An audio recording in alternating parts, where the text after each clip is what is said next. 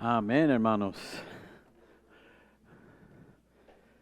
Hermanos, vamos a seguir en Filipenses capítulo 3 y quedamos en el versículo 12 y ahí es donde vamos a comenzar hoy, este día.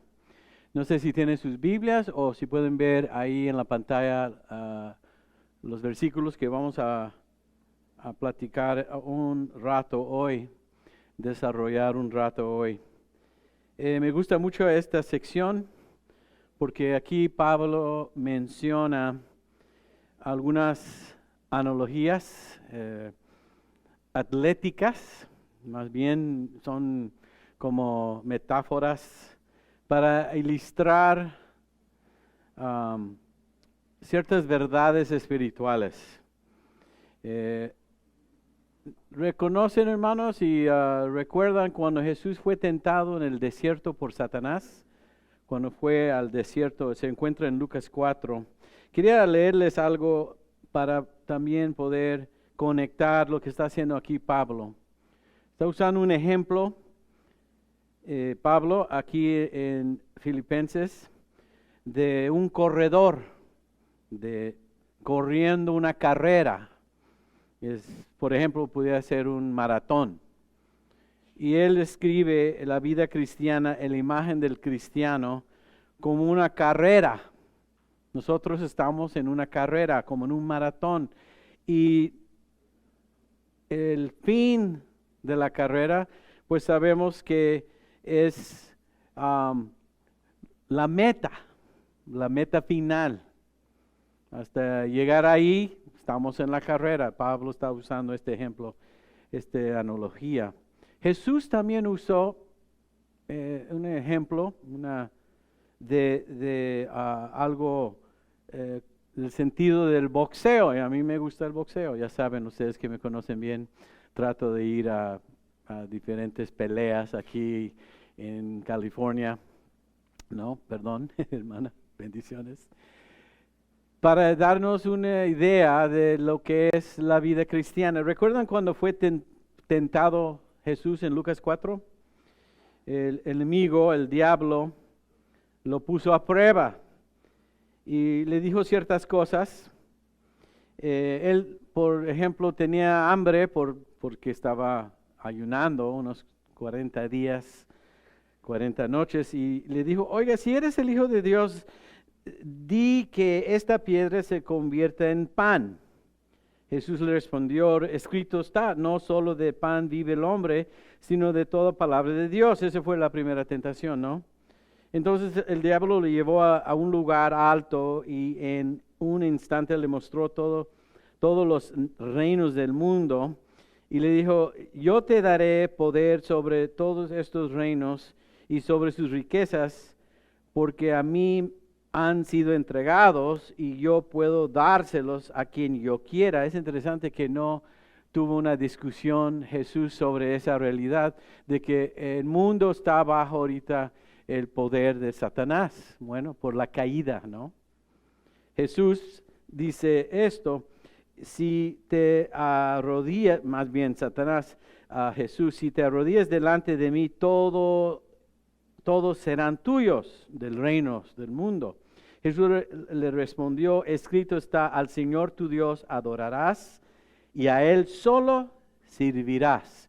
Bueno, la segunda tentación, Jesús tuvo la respuesta en la palabra de Dios. Entonces el diablo lo llevó a Jerusalén, lo puso sobre la parte más alta del templo y le dijo, si eres hijo de Dios, lánzate hacia abajo, porque está escrito, a sus ángeles mandará alrededor de ti para que te protejan.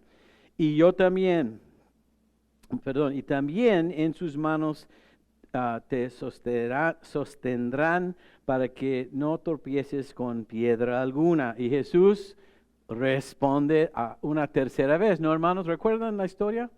Le dice, también está escrito, le respondió Jesús, no tentarás al Señor tu Dios. Cuando el diablo, y aquí es donde quiero conectar lo que dice Filipenses 4 con lo que dijo Jesús en esta experiencia en Lucas 4, dice, cuando el diablo agotó sus intentos de probarlo a prueba, se apartó de él por algún tiempo. Fíjate, por algún tiempo se apartó de él cuando se agotó sus intentos. Ese versículo 13 en Lucas 4 es una analogía, es una metáfora de un boxeador, y le voy a explicar ahorita. Cada tentación, a mí me gusta el boxeo y les voy a explicar, Satanás estaba buscando una entrada. A ver, ven aquí, Ramón, lo voy a usar como ejemplo, y vas a tener que quedarte acá enfrente. No vas a sangrar. Satanás, y tú nada más ponte las manos así, tú eres Jesús. Satanás estaba buscando una entrada y cada vez wow, hermano, sí sabe. Cada vez, ponchando así sola, o si iba a ser un gancho, no, se movía. Entonces Satanás tuvo que irse para atrás, buscar otra vez.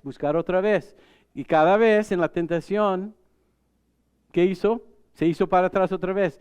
Gracias, hermano, pero quédate cerca. Cuando dice se apartó de él por algún tiempo, es un ejemplo, una metáfora de las estrategias del boxeo según el lenguaje griego. Se hizo para atrás, usando ese ejemplo de boxeo para entender cómo es nuestra vida cuando estamos bajo prueba o cuando hay una tentación. Tenemos que resistir, ¿no? Tenemos que tener también una estrategia de cómo evitar que nos den un ganchazo o lo que sea, ¿no? Pablo, hablando de la vida cristiana, Pablo hablando de el esfuerzo máximo que debe hacer un cristiano en esta carrera que es un maratón, nos quiere hacer entender cómo podemos llegar al final, ¿no? Y puedes tomar un asiento, hermano, porque va a ser un ratito.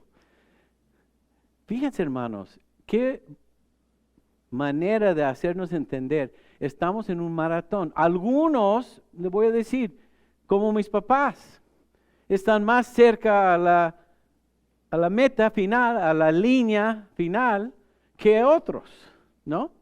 Pero uno nunca sabe porque no tenemos mañana garantizado. Amén. Pero en general sabemos que algunos están más avanzados que otros. Pero ¿qué es lo que Pablo quiere decirnos en estos versículos? Es lo que vamos a ver hoy, hermanos. La carrera significa la vida cristiana. El que está corriendo es el cristiano. Y el esfuerzo máximo es de llegar al final. Amén. Les voy a decir desde este momento, vamos a llegar al final. Pero mientras, ¿qué hacemos? Hay que esforzarnos, hay que tener una estrategia.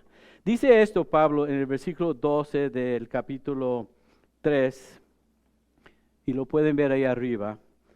No es que ya lo he alcanzado, ¿no?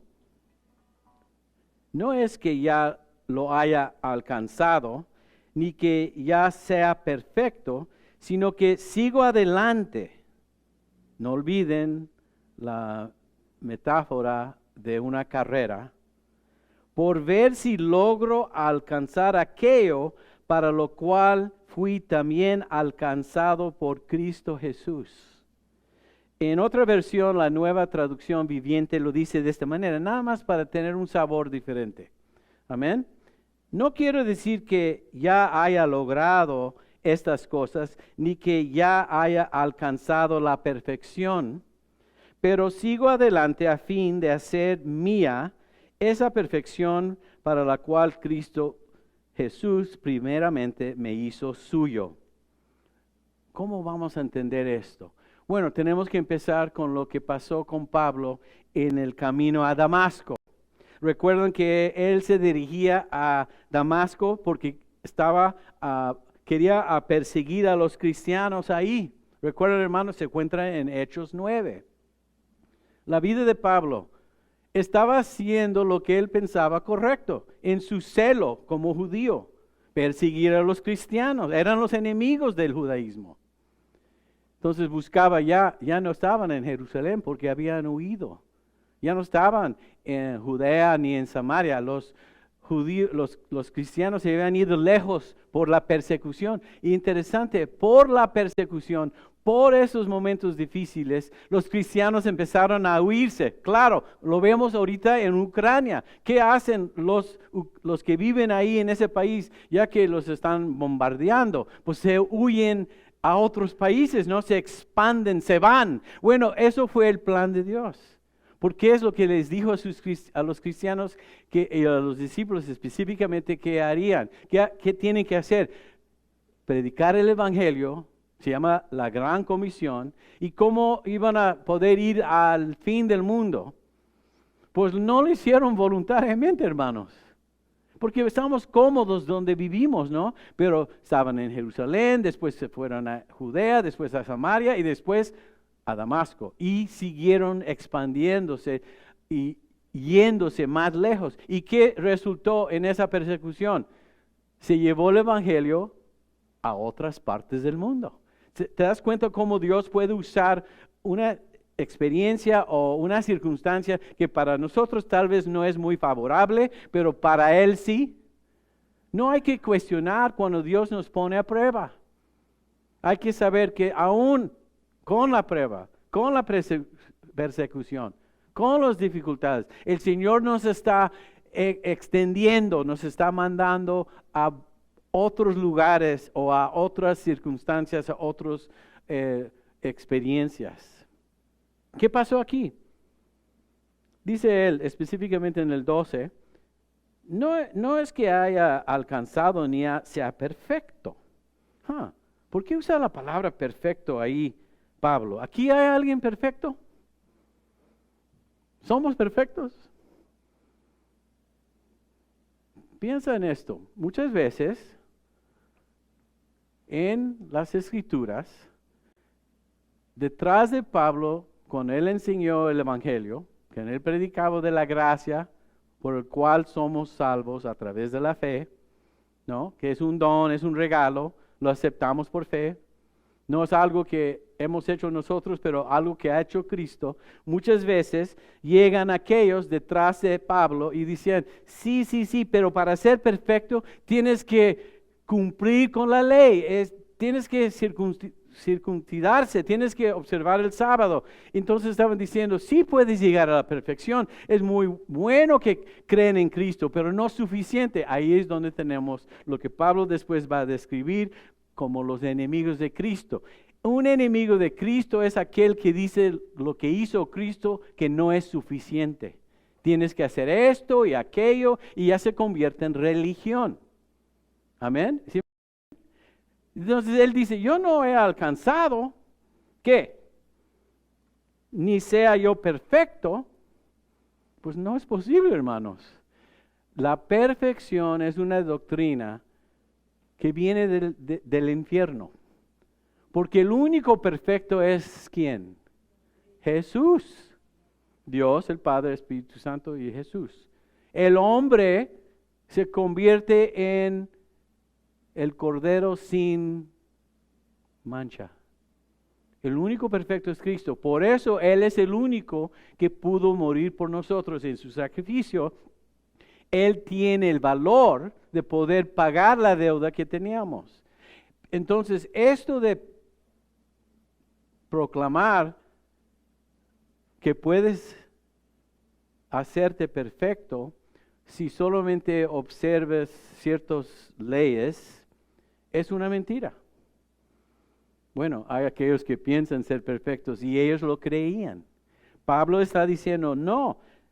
El apóstol que escribe casi o más de la mitad del Nuevo Testamento está diciendo, no he llegado yo a la perfección, moralmente hablando ni espiritualmente hablando. Y él estaba cerca de terminar su carrera. Y es alguien que Dios escogió, un hombre que Dios usó grandemente. Y él mismo está diciendo, yo no he llegado a la perfección.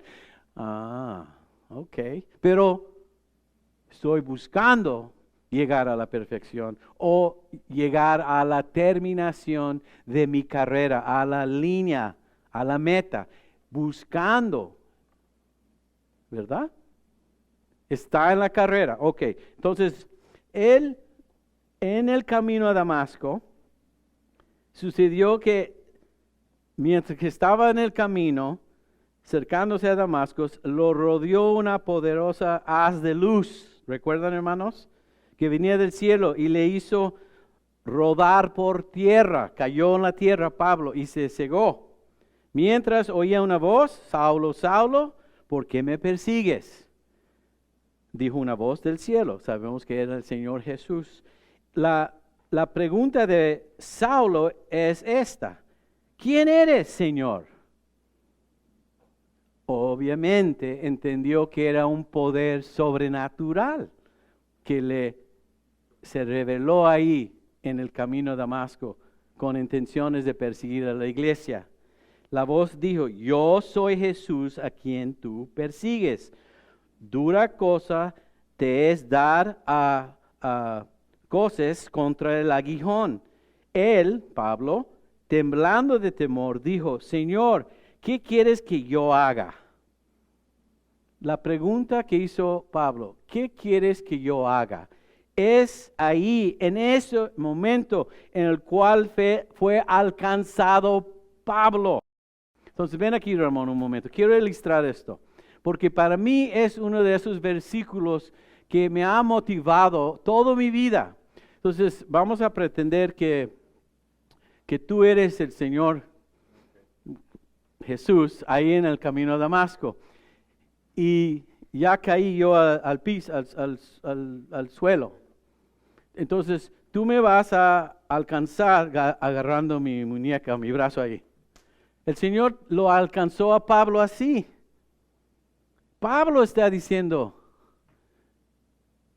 ¿qué quieres que haga, Señor? Y aquí en este versículo se refiere a ese momento. Como tú me has alcanzado, no sueltes. ¿Qué te pasa? Tú eres Jesús, no me puedes soltar. Como tú me has alcanzado, lo puedo decir más, en términos más contemporáneos. Como tú me has agarrado, yo quiero agarrarte a ti para entender por qué me agarraste. Yo quiero alcanzar y entender por qué me alcanzaste. ¿Sí entiende? Este es el camino cristiano aquí. El Señor nos agarra y nosotros queremos agarrarle a Él. ¿Por qué me llamaste? ¿Por qué me encontraste? ¿Qué propósito, qué plan tienes para mí? Quiero entender y no voy a soltar. Haciéndonos recordar lo que pasó con Jacob en aquel lucha que tuvo contra el Señor cuando le tuvo que herir el muslo. Y bajaban y miraba ángeles bajando y subiendo al cielo. Esa noche también lo alcanzó el Señor Jehová a Jacob y no lo soltó. Es decir, que al alba del día, al llegar el nuevo día, ya había cambiado su nombre de Jacob a Israel, que significa príncipe con Dios. Y antes su nombre Jacob es aquel que engaña. Había sido convertido, había sido ¿qué? Había nacido de nuevo. Este es lo que el Señor y lo que Pablo está tratando de decirnos. No solamente el Señor nos alcanza, pero debe llegar a nuestros corazones el deseo de querer. Oh, sí, Señor, ¿por qué me alcanzaste? ¿Por qué me encontraste? Yo no te buscaba, yo estaba haciendo lo mío. Recuerdan la vida de Pablo como ejemplo. Pero ya que me tienes agarrado, yo quiero agarrarte a ti también. ¿Y qué quieres de mí? ¿Cuál es el propósito que tienes para mi vida? Quiero que vayas a la meta. Ok. Y hermano, gracias hermano, lo haces bien. Hermanos, si no tienes esa imagen en tu mente, llegar a la meta va a ser difícil. Pero si tú no sueltas al Señor, te prometo, Él no te va a soltar. Fíjense cómo lo dice. No es que yo lo haya alcanzado, ni que sea perfecto, sino que sigo adelante por ver, quiero mirar.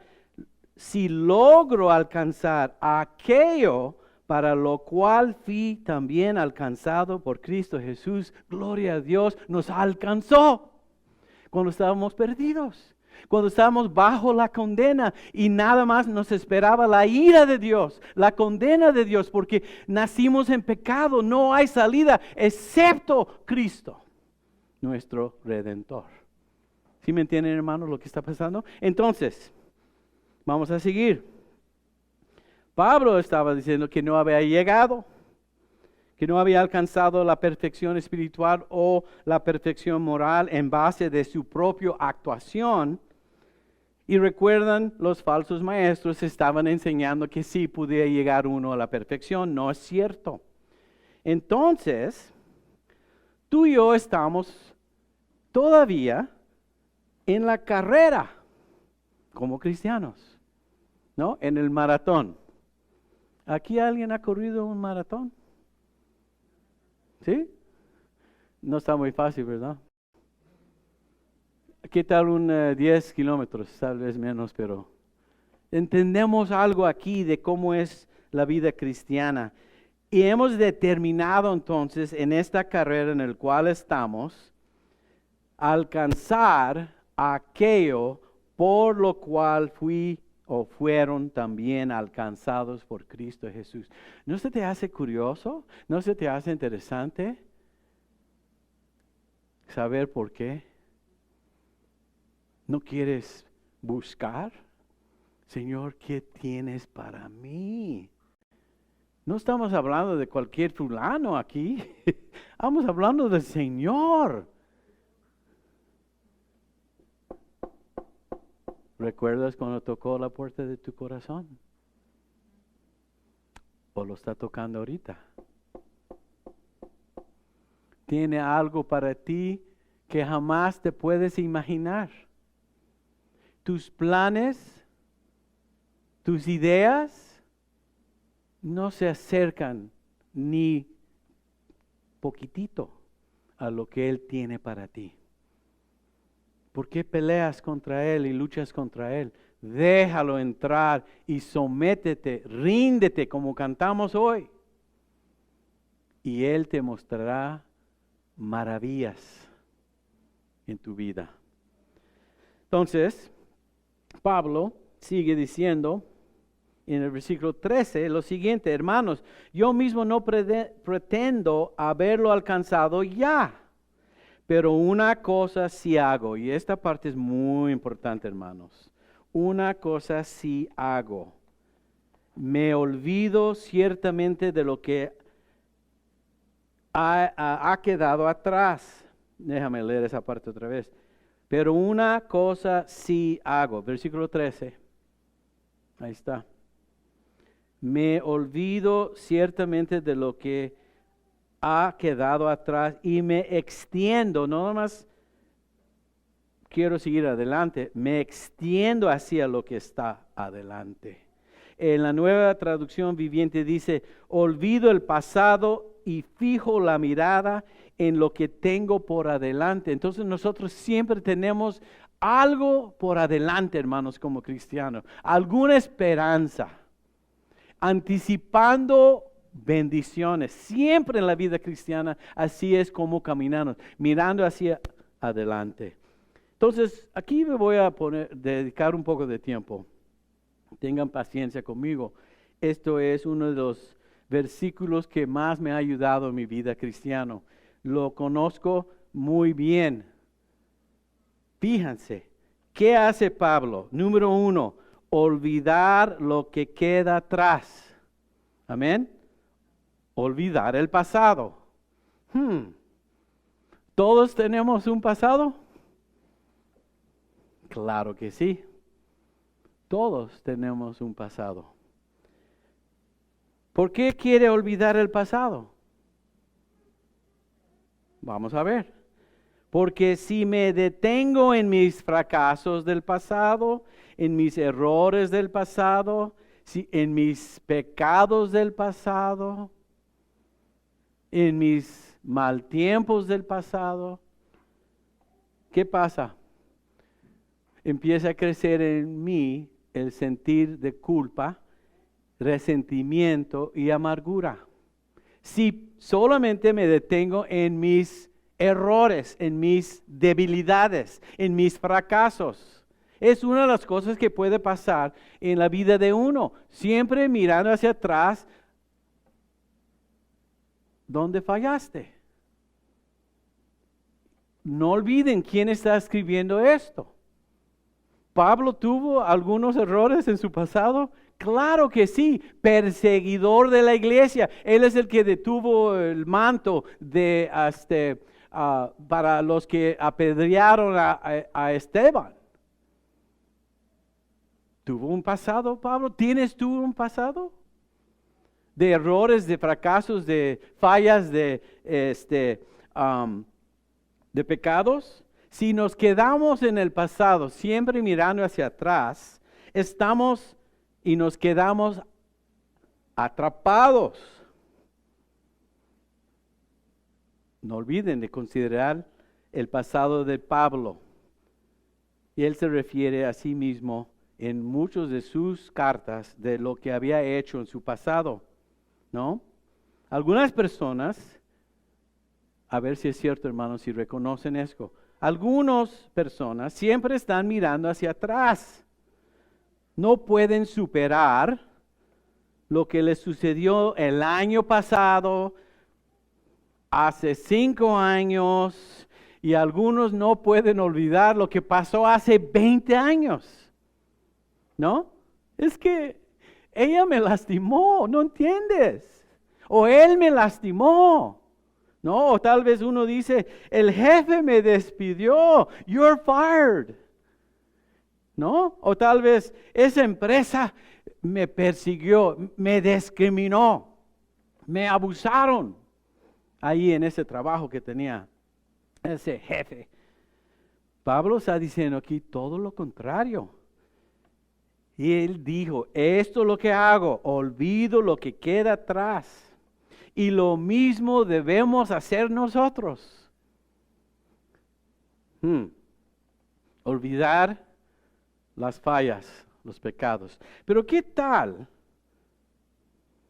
los que tal vez piensan, y no digo que no es cierto, que tal vez si no lo tienes tan mal en el pasado? Vamos a suponer, y es posible que sea cierto, que tienes muchos logros. Es decir, tú tienes muchos éxitos, trofeos tienes, diplomas, certificados. Bueno, ¿qué más puedes haber tenido en el pasado? En el sentido de Pablo, él estaba hablando, y recuerdan en los versículos 4, 5 y 6, hasta el 6 que vimos la semana pasada, él hablaba de su nacimiento, él hablaba de su cultura, él hablaba de su tribu, él hablaba que era hebreo de hebreos, él hablaba de su pasado, ¿no? Logros, éxitos, muchas ganancias dijo tener, ¿no? Entonces, si me conformo a solamente descansar en mis éxitos, creo que también llego a paralizarme, porque yo me paralizo con el orgullo. Ya no tengo que hacer más, ya llegué, seré yo el pastor acá arriba mirando a todos ustedes sentados allá abajo. Ustedes todavía no llegan a esta montaña, este lugar donde estoy yo. Yo me voy a dedicar a ver a ustedes pobres que todavía están luchando para llegar donde estoy yo. Pues eso no sería bien, ¿no? Ay, ¿cuánto tardan ustedes en llegar en donde a tener lo que yo tengo? No. Tampoco dice eso Pablo, aunque si vamos a hablar sobre lo que él pudo cumplir como persona en la carne, pues él tenía más que hablar que los demás, que hablaban mucho. Recuerda que se metió en esa discusión. Ya que estamos aquí, vamos a ver la lista, pero no, tampoco me olvido del pasado, sea errores, sea fracasos o sean éxitos y logros. ¿Por qué los va a olvidar?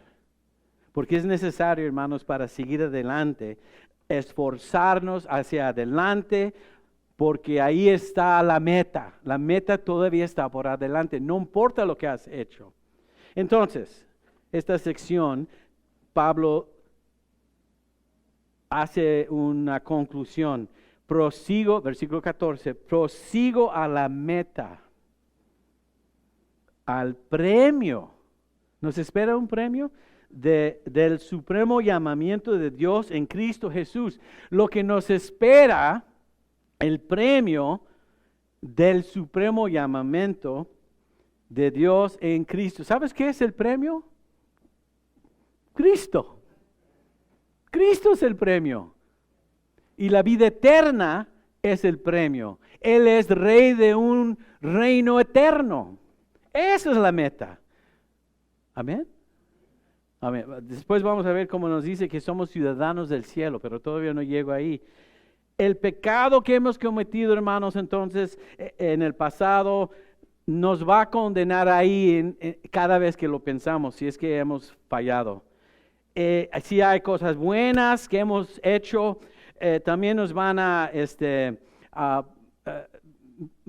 como se va a inflar nuestra cabeza, ¿no? Pensando en nuestros logros. Por lo tanto, hermanos, creo que nuestra única opción, según lo que nos está enseñando aquí Pablo, es hacer lo que hizo, olvidar el pasado. Vamos a decir eso juntos. Voy a olvidar el pasado. 1, 2, 3. Voy a olvidar el pasado. Lo bueno y lo malo. ¿Sí me entienden, hermanos? Fíjense. No voy a detenerme en las cosas del pasado. No voy a dejar que caiga o me tropiezo. No me voy a gloriar en lo que he logrado. No me voy a confundir por el pasado. Todo está detrás de mí y yo sigo adelante. Es lo que está diciendo Pablo. Muchos de nosotros tenemos que dejar el pasado. Les digo, si lo dejas a los pies de Jesús, que lo acomode ahí, ¿no? ¿Sabe lo que me gusta? Si tengo algún logro o si tengo un fracaso, he aprendido, ¿sabes qué, Señor? Yo no me voy a dar una medida o un promedio de qué tanto éxito tengo o de qué tanto he fallado.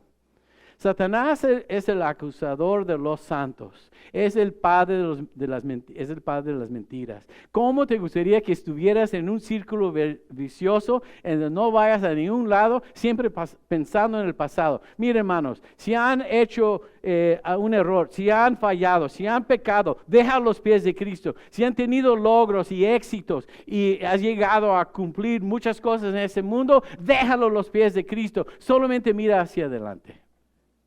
Que Él los acomode. Porque muchas veces queremos, ¿no? Hasta darle el codazo al que está a nuestro lado. Mira, están hablando de ti. Por lo menos, ¿no? Es como 90% de ti y 10% de mí, ¿no? ¿Por qué estamos en eso? Todo está borrado si hemos fallado. Y si hemos tenido éxito, entonces que la gloria sea para Jesús. Amén. Entonces Pablo dice esto.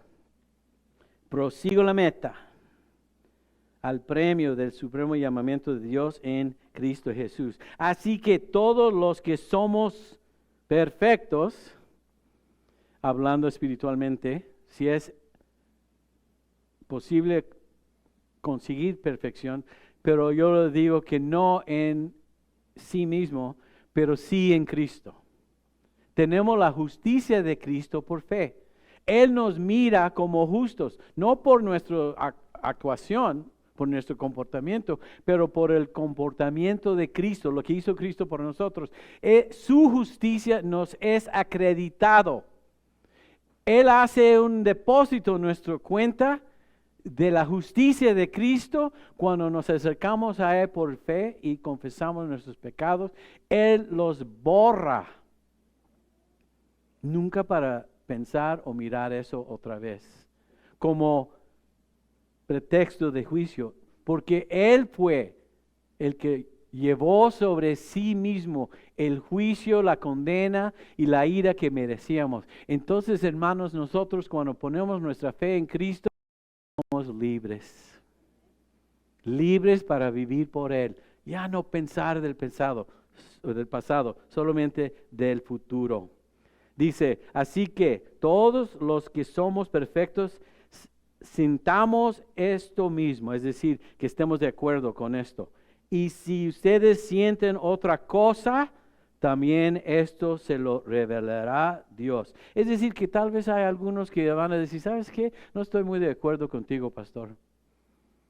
O Pablo, porque él lo escribió. ¿Qué tal cuando no podemos convencer a alguien de nuestra fe, de lo que es ser cristiano? ¿Qué pasa, hermanos? ¿Qué debemos hacer? ¿Darles martillazos? ¿Criticarlos? No, dice la palabra que debemos defender la fe, debemos presentar la fe siempre. ¿Cómo? ¿Cómo lo debemos hacer? En una manera decente, con amor. Presentar la verdad, ¿no? Y una vez, como Jesús mandó, y estaba viendo aquí a Mónica diciendo, lavarse las manos, claro, lavarnos las manos en este sentido, ya no es nuestra responsabilidad la respuesta. Cuando Él envió a sus discípulos a predicar el Evangelio en toda Samaria y en Judea, les dijo, cuando entran a la casa, si no te reciben, quítate el polvo de tus zapatos, de tus pies, y déjalos. Aquí nos dice que Dios mismo se los va a revelar, es decir, Dios los sacará a la luz a su tiempo. Amén. Dios se lo hará entender a esas personas. Qué bonito no tener que sentir responsables por la respuesta. ¿No, hermanos? Sí, estamos compartiendo el Evangelio con aquellos que amamos y los que son nuestros vecinos y los que trabajan con nosotros y los que están en la fila de gasolina, ¿no? O en el freeway, ¿no? Los resultados están en las manos de Dios. Dios es el que va a abrir los ojos de los demás. No te preocupes, solamente comunique en palabra y en ejemplo el amor de Cristo. Nada más lo que vamos a hacer. Hablando del amor de Cristo y dar un ejemplo, vamos a comenzar hoy, después del servicio, a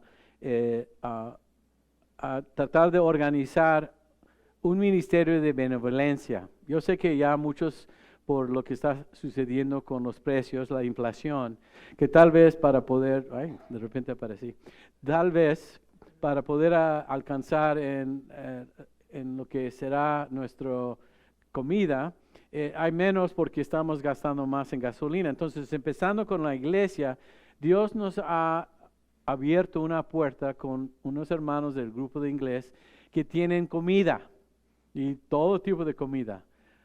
Nadie en esta iglesia tiene que vivir sin esos recursos. Pero no nada más nosotros podemos ser bendecidos, también podemos bendecir a nuestra comunidad, a sus amigos y vecinos. Va a ser grande, hermanos, porque tiene mucho. Entonces, los que están interesados en organizar eso, nos vamos a ver después de la iglesia. Amén. Hasta repartir un poco porque nos dieron ejemplos, pero lo estoy diciendo por esta razón. Nosotros tenemos la responsabilidad, si Dios nos da los recursos, de compartirlos.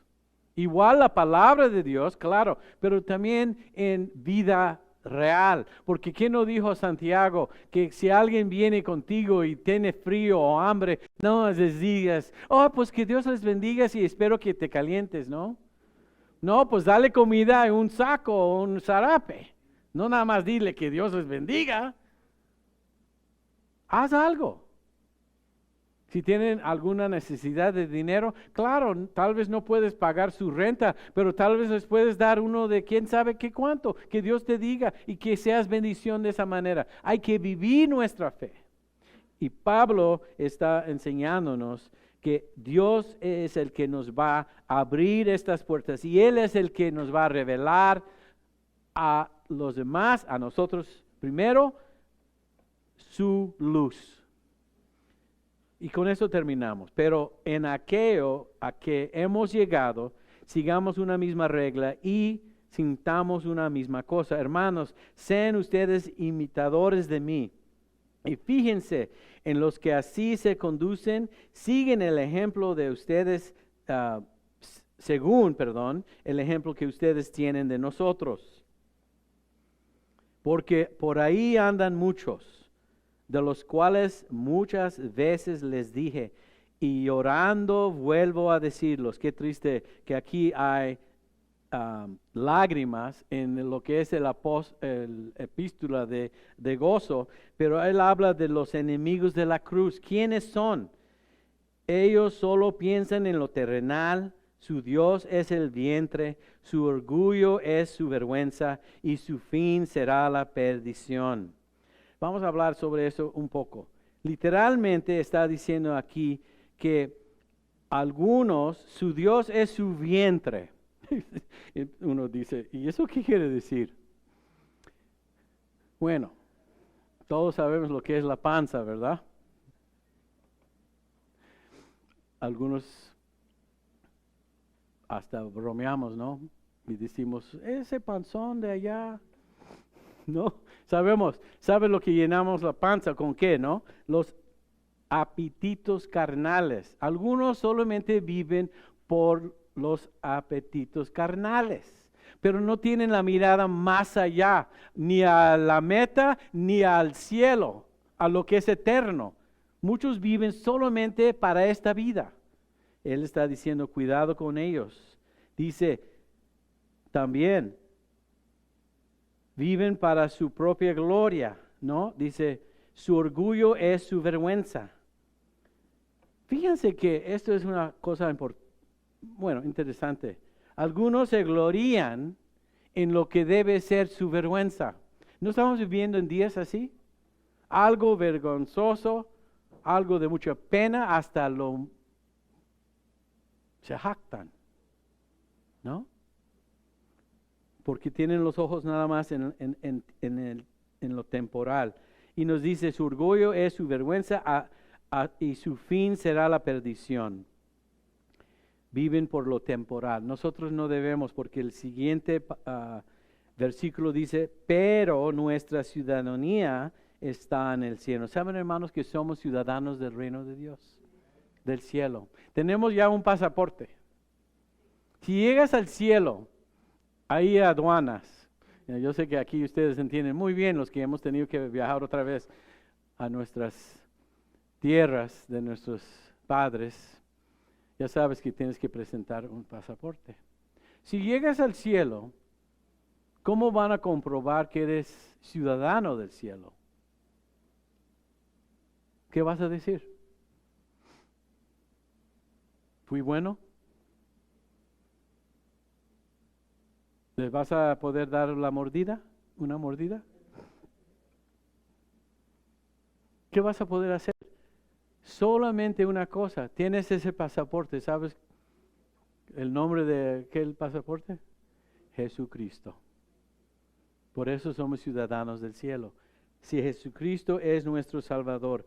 Y dice, de donde también esperamos al Salvador. La iglesia está esperando a Jesús. Estamos más cerca que nunca, según lo que está sucediendo en el mundo que nos rodea.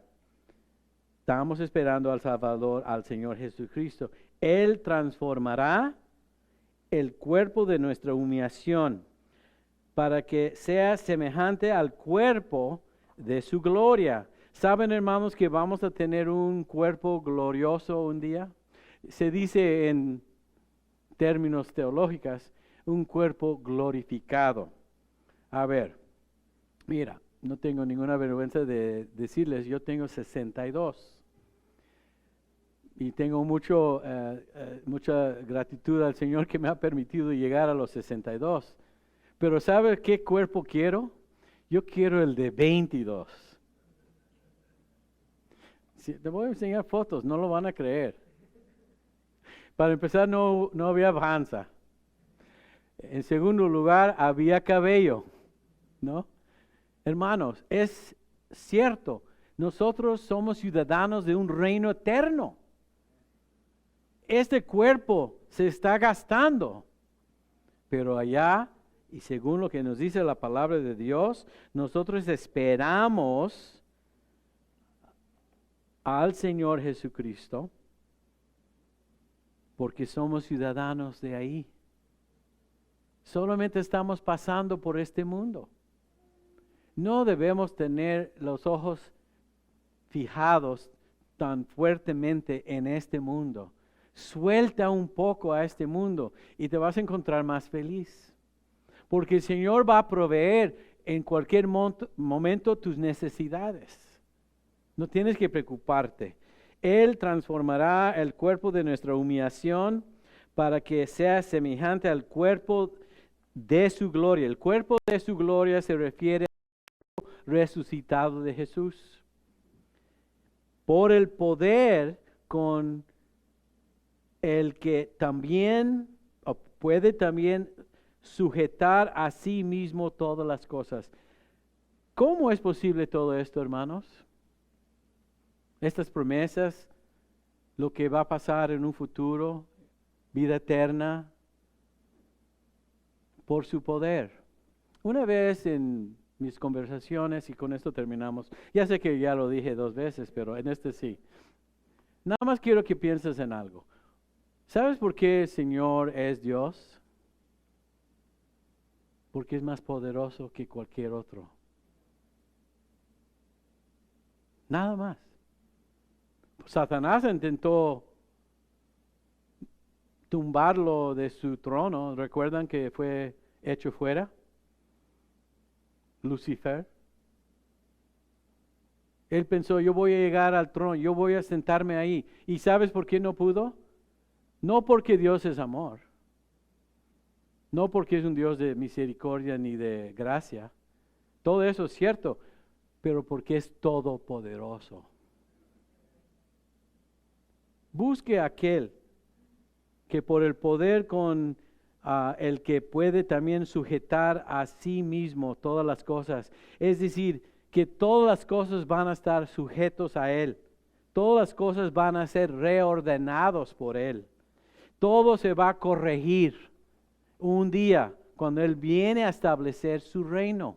Y vamos a ser ciudadanos de aquel reino. Amén.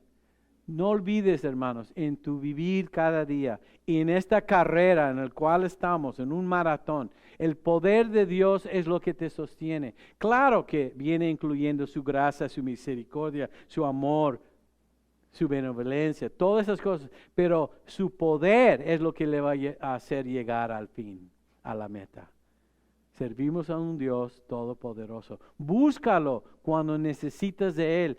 Pídele que ese poder esté presente en tu vida. Sí, hermanos, pídele. Estás luchando contra algo. Hay algo que ahorita en el cual sientes que no puedes. Busca su poder. Pídele su poder. Porque Él nos ha dado poder. ¿No dijo eso a sus discípulos cuando les dijo que esperaran en Jerusalén, que al recibir el Espíritu Santo, ¿qué les iba a dar? Poder para hacer ¿qué? ¿Qué hacemos con ese poder? Para ser testigos. Y el mundo nos va a dar su atención cuando ven en nosotros como sus testigos que el poder de Dios está con nosotros. Y el amor, y su misericordia, y todo lo demás. Amén. Vamos a inclinar nuestros rostros, hermanos. Padre Celestial, gracias. Gracias porque tenemos como cristianos un futuro que nos espera, vida eterna, pero mientras, Señor, nos vas a sostener en esta carrera para poder llegar a la meta. No nos vas a fallar. No es posible que nos falles. Gracias, Señor. Queremos alcanzar la razón por el cual nos alcanzaste. Gracias, Señor. Espero, Señor, que todos aquí han tomado una decisión para recibir a Cristo como su Salvador y Señor de sus vidas. Espero, Señor, que si hay alguien aquí que nunca ha recibido tu amor, que entienda, Señor, que tú recibes a todos los que se acercan, todos los que confiesan sus pecados y su necesidad de un Salvador. Ahí estás esperando. Gracias, Señor, porque no tenemos que cumplir una aplicación ni tener que cumplir con requisitos según nuestros propios esfuerzos. Todo lo hiciste por nosotros en la cruz. Es un regalo, Señor. Ayúdanos a recibirlo por fe, entendiendo, Señor, nuestra necesidad de que tú nos perdones, confesando nuestros pecados, Señor, y recibimos, Señor, la promesa del Espíritu Santo. Nos convertimos en tus hijos solamente por lo que Cristo ha hecho. Si hay alguien, Señor, ahí donde están sentados, tú los conoces, tú sabes lo que está sucediendo, pido, Señor, que tomen ese paso. Gracias, Señor. Te lo pedimos todo en el nombre de Cristo Jesús. Amén. Hermanos, si es que han tomado esa decisión, ¿por qué no me lo dicen, me lo comunican a buscarme después del servicio para que pueda orar contigo? Amén. Que Dios les bendiga.